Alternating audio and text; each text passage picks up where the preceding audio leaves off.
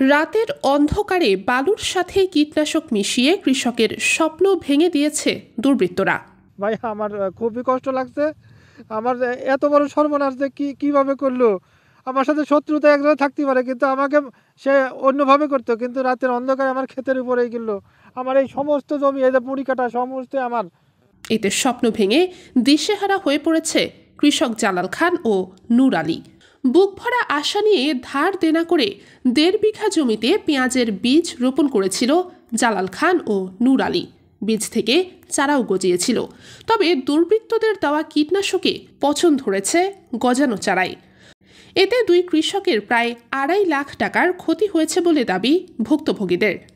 এখানে মনে করেন যে আমি 5 কেজি বীজ ফেলেছি 38,500 টাকা কেজি, তাতে প্রায় 2 লক্ষ টাকার বীজই আমার এখানে ফেলা।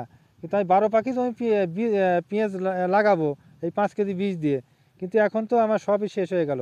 ঘটনাটি ঘটেছে রাজবাড়ীর কালুখালী উপজেলার সাউরাইল ইউনিয়নের লাড়িবাড়ি গ্রামের লাড়িবাড়ি এলাকায়। রাতের আধারে বালুর সাথে ঘাসনাশক কীটনাশক ব্যবহার করায় সব চারা নষ্ট হয়ে গেছে কৃষক নূর আলীর।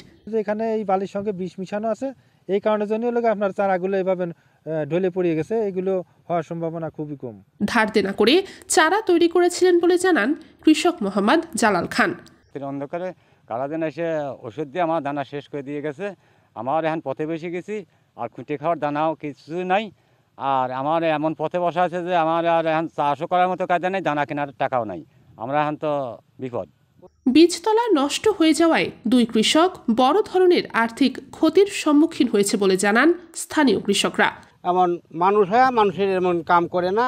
আসলে সে তো এবারকে ফসল তো করতে পারবি না, অনেক ক্ষতি হয়ে গেছে। মানুষ হয়, মানুষের এরকম ধরনের কাম আসলে করা উচিত না। এই নেক্কারজনক ঘটনার তদন্ত ও দোষীদের দ্রুত শনাক্তের দাবি জানিয়েছেন তারা। আমি অনেক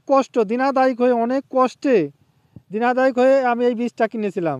এখন আমার স্বপ্ন সব ভেঙে গেছে। আসলে কে বা কারা করলো আমি দেখতে পারি নাই, তবে যদি কোনো বুঝতে পারি যে আমাকে এটা করছে, তা আপনাদের কাছে, আপনারা মিডিয়ার লোক, আপনাদের কাছে একটাই রিকোয়েস্ট যে আপনারা দয়া করে এর দৃষ্টান্তমূলক শাস্তির ব্যবস্থা করবেন। চারাগুলো বাঁচার সম্ভাবনা নেই বলেই জানান সাউরাইল ইউনিয়নের উপসহকারী কৃষি কর্মকর্তা মোহাম্মদ সালাহ উদ্দিন। আসলে যে ওষুধটা ব্যবহার হয়েছে 2-1 দিন না গেলে বোঝা যাবে না, তবে তারা মারা যাওয়ার সম্ভাবনাই বেশি। কৃষকদের সাথে এমন ঘটনা প্রতি বছরই ঘটছে বলে জানান কালুখালী উপজেলা কৃষি কর্মকর্তা পূর্ণিমা হালদার। বেলায় আমিও জানতে পারি যে এরকম একজন কৃষকের আমাদের চারা ফেলেছিল এবং সেই চারাটা শত্রুতাবশত হয়তো আগাছানাশক দিয়েছে বা যা হোক একটা মরণনাশক দিয়েছিল, যার জন্য ওই চারাগুলো নষ্ট হয়ে গেছে। আর যেটা হয় যে এইরকম ঘটনা গত বছরও আমি এটা ফেস করেছি। আমাদের কাছ থেকে যতটুকু করণীয় থাকে, যদি কোনো প্রণোদনার আওতায় তাকে নেওয়া যায় বা পরবর্তী মৌসুমে করা যাবে এরকম কোনো ফসলের আওতায় নেওয়া যায়, আমরা সেরকমভাবে উপসহকারী সার্বক্ষণিক মনিটরিং করে যে কোন ফসল সে করবে সেভাবে সহযোগিতা করার জন্য চেষ্টা করে থাকি।